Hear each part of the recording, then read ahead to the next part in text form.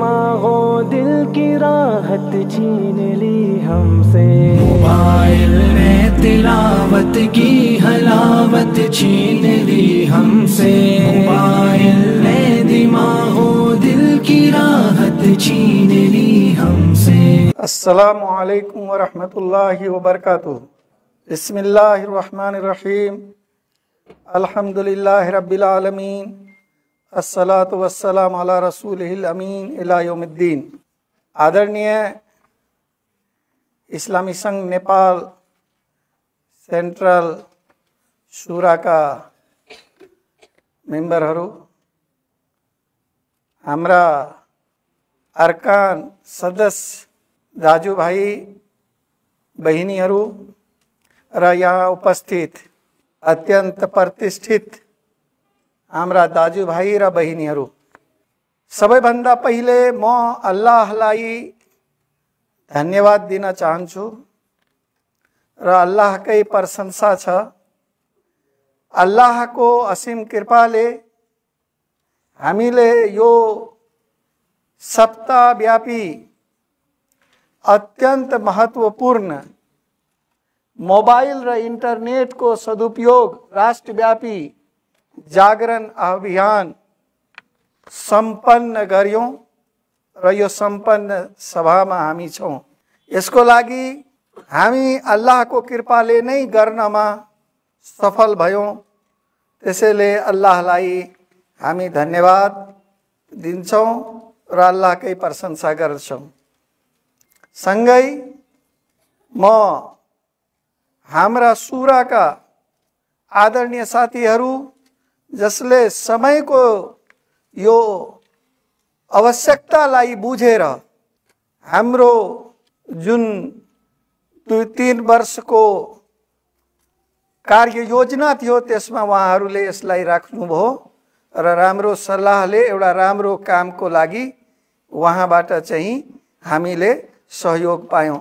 सँगै यसका लागि हामीले जुन जिम्मेवारी दियौं सिराज अहमद बरकतुल्लाह फलाही साहबलाई र उहाँका साथीहरूलाई, सुरुदेखि नै उहाँहरूले जुन किसिमले तयारी थाल्नुभयो र जुन किसिमले यो सप्ताहलाई नेसनल इन्टरनेसनल लेभलमा एउटा सबैलाई राम्रो मेसेज दिने खालका सप्ताहको रूपमा सफलतापूर्वक यसलाई अगाडि बढाउनु भयो, यसको सही अज्र र प्रतिदान अल्लाहले दिनेछ।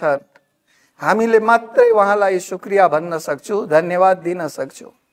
सँगसँगै हाम्रा महासचिवजी, उहाँले यसलाई एउटा अभियानको रूपमा लिनुभयो र आफ्नो भयभरको सबै उहाँका क्षमताहरूलाई यसमा प्रयोग गरेर सफल बनाउनमा उहाँले आफ्नो भूमिका खेल्नुभयो। त्यो सँगै हाम्रा भाइहरू, जसले अदृश्य रूपमा पम्फलेट तयारी गर्नमा र विभिन्न ब्यानरहरू बनाउनमा जुन उहाँहरूले सहयोग गर्नुभयो, उहाँ सबैलाई म धन्यवाद दिन चाहन्छु। आदरणीय साथीहरू, अहिले हामी यो समापनतिर गइरहेका छौं। आजको यो प्रोग्राममा र अहिलेसम्ममा हामीले के निष्कर्षमा पुग्यौं भने, यो जुन उम्मते मुस्लिमा हो, यो उम्मते मुस्लिमा एउटा जिम्मेवार ग्रोह हो, जिम्मेवार जमात हो र जसलाई यो संसारमा के जिम्मेवारी दिएको छ भने मानव हितको लागि, यो धरतीमा न्यायको स्थापनाको लागि, शान्तिको लागि र समृद्धिको लागि सबै खालको काम गर्ने यो जिम्मेवारी यो उम्मते मुस्लिमालाई दिएको छ। जबसम्म यो उम्मते मुस्लिमाले, यो मुस्लिम जमातले कुरान र आफ्ना सन्देष्टा हजरत मोहम्मद सल्लल्लाहु अलैहि वसल्लम को सुन्नतलाई राम्ररी समाति राखे र त्यसलाई आफ्नो मार्गदर्शनको रूपमा उपयोग गरे, सदुपयोग गरे, तबसम्म उहाँले यो संसारलाई विकसित गर्नको लागि, विकासतिर लगाउनको लागि धेरै खालका आविष्कारहरू गरिए।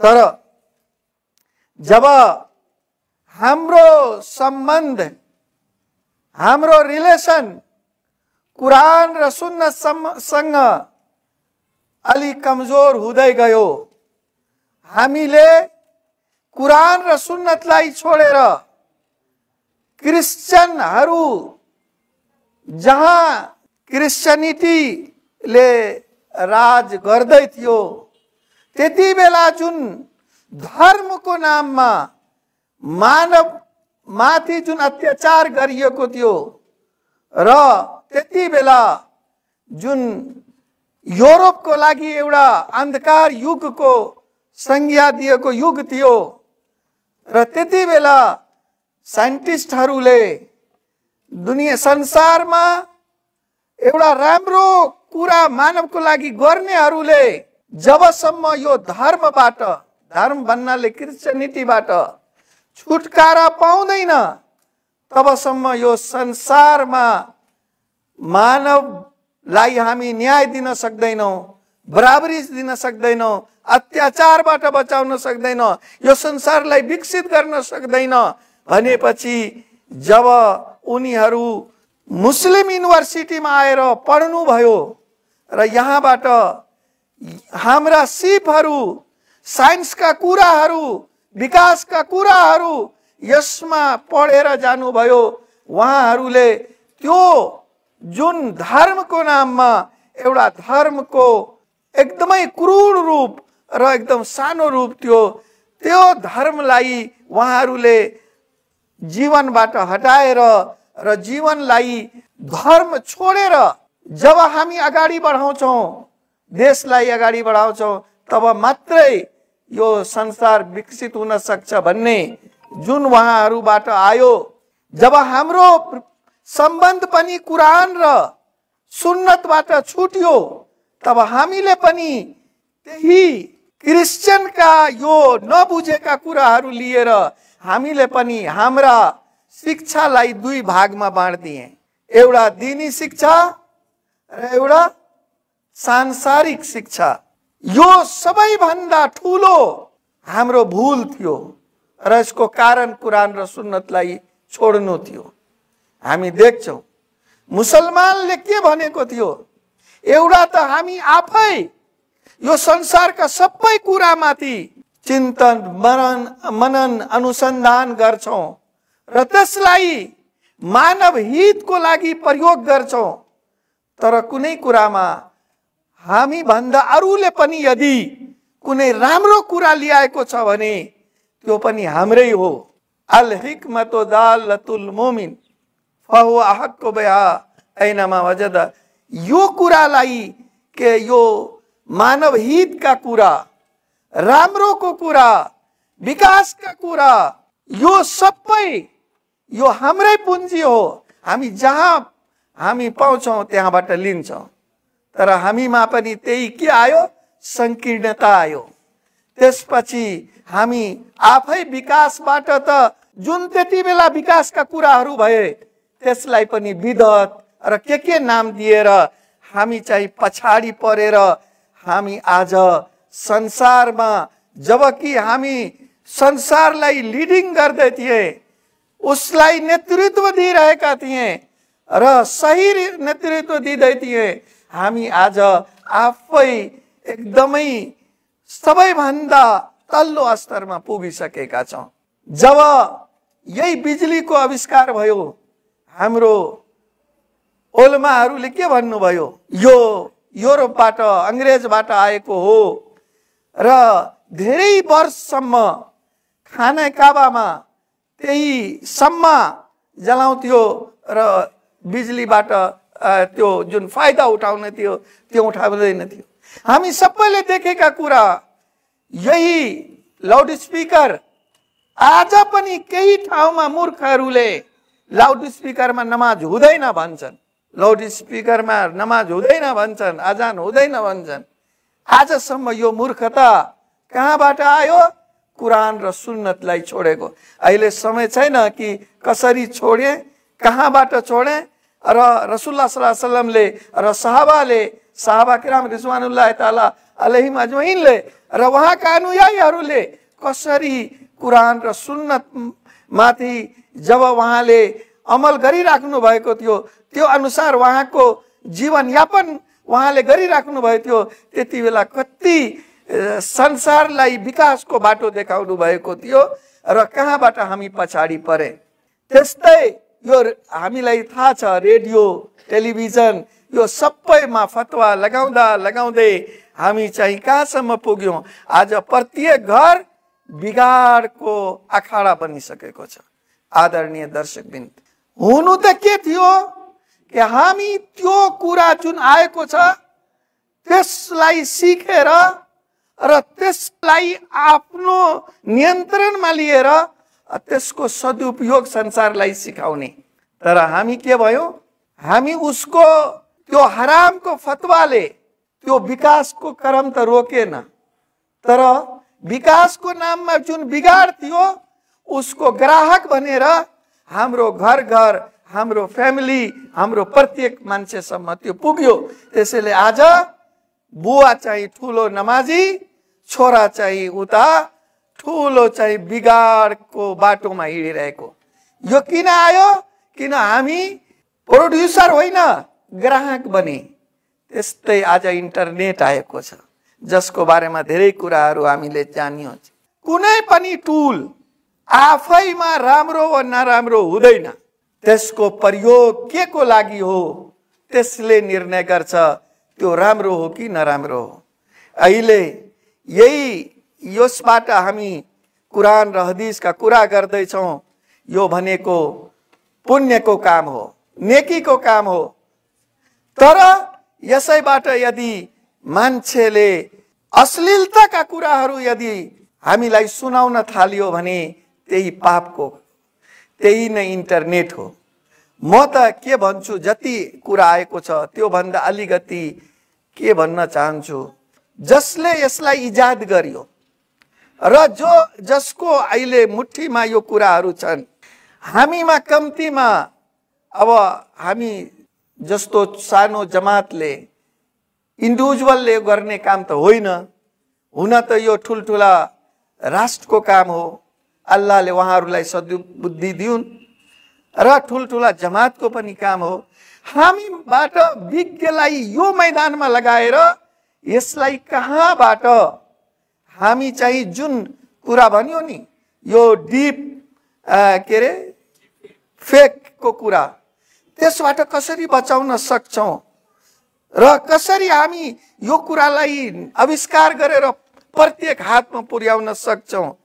यो भनेको जहाँ यो छ त्यसको अगाडि गएर लिडिङ आफ्नो हातमा लिने, यो हिसाबले हामीले प्लानिङ गर्नुपर्छ, न कि अहिले यसलाई हराम र हलालको बहसमा फेरि लगाएर फेरि हामी चाहिँ झन् अप्ठ्यारा र घाटातिर जाउँ। आदरणीय दर्शकबिन, हामीले सुनिसकेका छौँ, यसको सदुपयोग गर्दा हामी आफ्नो नलेज बढाउन सक्छौँ, ज्ञान बढाउन सक्छौँ। हामी यहाँ आजकल अनलाइन क्लास भइरहेको छ, हामी नै अहिले हाम्रो यही प्रोग्रामलाई अनलाइन गरिदिएका छौँ। हामी यति सानो समूहमा जम्मा भएका मान्छेको आवाज लाखौं मान्छेसम्म पुगिरहेको छ। अनलाइन क्लास होस्, अनलाइन प्रोग्राम होस्, अनलाइन मिटिङ, धेरै कुराहरू छन् जुन हामी यसबाट गर्न सक्छौँ।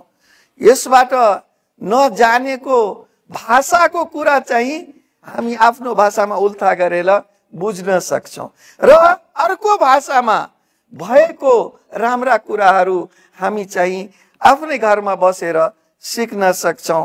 यसलाई शैक्षिक रूपमा अध्ययनको लागि हामी प्रयोग गर्न सक्छौँ। सिपहरूका कुरा हामी घरमै बसेर हामी सिक्न सक्छौँ। यो सँगसँगै हामी चाहिँ आज यसको प्रयोग गरिरहेका छौँ। विश्वभरिबाट हाम्रो नेटवर्किङ र आपसी सम्बन्धलाई यो सबै यसमा हामी चाहिँ सँगसँगै या अनलाइन काम हुन्छ, अनलाइन क्लास भइरहेको छ। यसबाट के भयो, धेरै कुराहरू यसबाट हामी घरबाटै चाहिँ गर्न सक्छौँ र यसरी हामी यसबाट यसको फाइदाहरूलाई बढी भन्दा बढी अनुसन्धान गर्दै गएर यो कुरा हाम्रो सामने राखेर कि यो काम अल्लाहको खुसीको हो र मानव हितको हो र यसको लागि हामी यसको उपयोग गरिरहेका छौँ।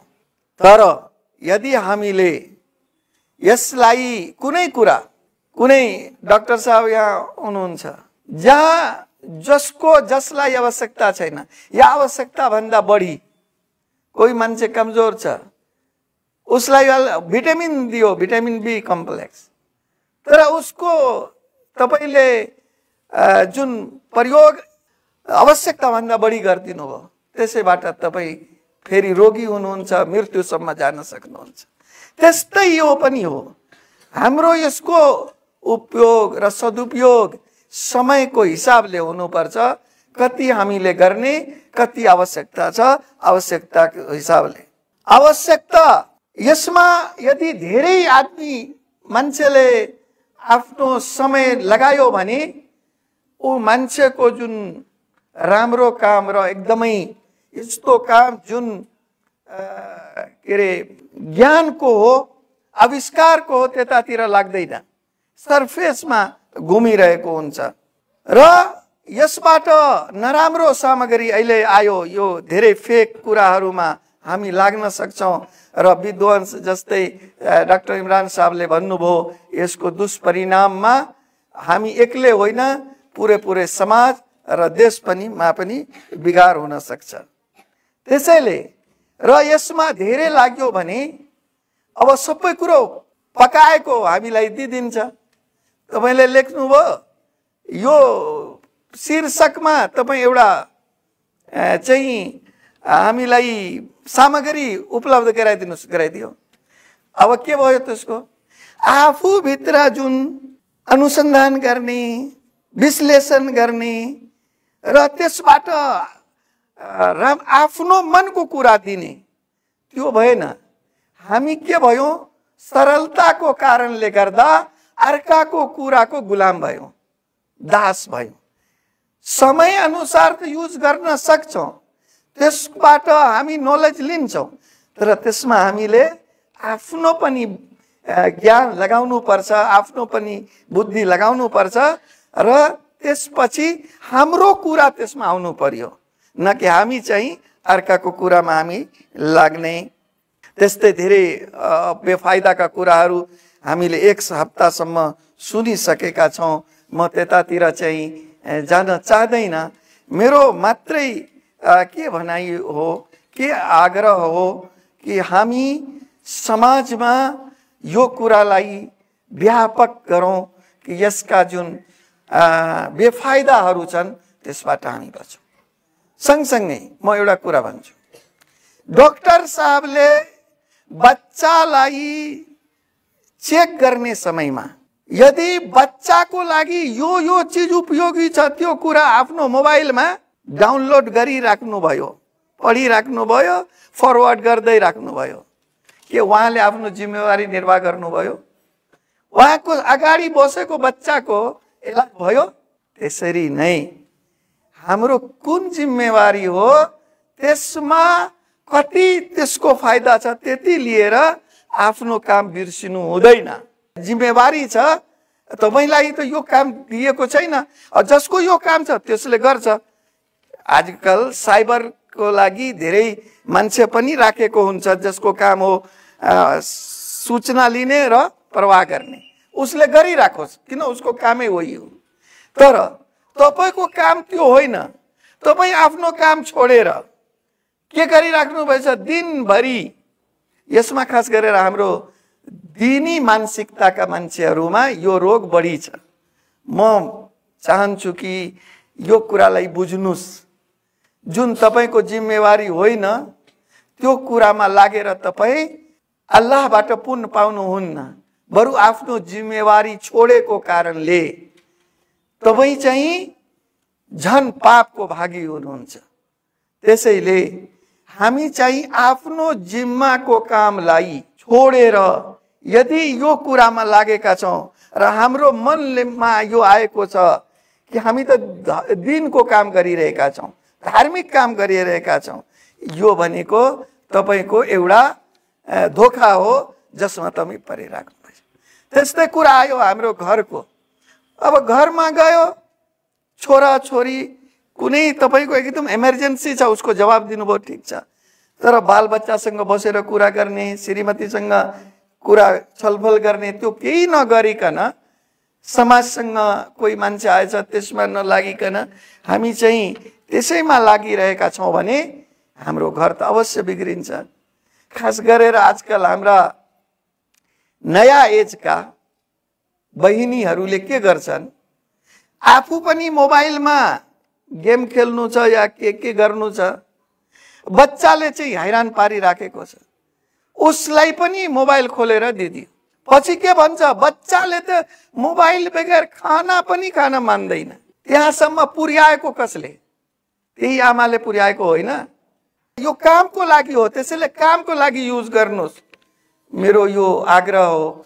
यति भन्दै फेरि तपाईँ सबैलाई धन्यवाद दिँदै आफ्नो शब्दहरू यही टुङ्ग्याउँछु। धन्यवाद। वाखिरु दावाना अल्हम्दुलिल्लाहि रब्बिल आलमीन। मोबाइल ने दिमागों दिल की राहत छीन ली हमसे, मोबाइल की नहूसत ने हमें बर्बाद कर डाला, मोबाइल की नहूसत ने हमें बर्बाद कर डाला, मोबाइल ने जमात की इबादत छीन ली हमसे, मोबाइल ने दिमागों दिल की राहत छीन ली हमसे।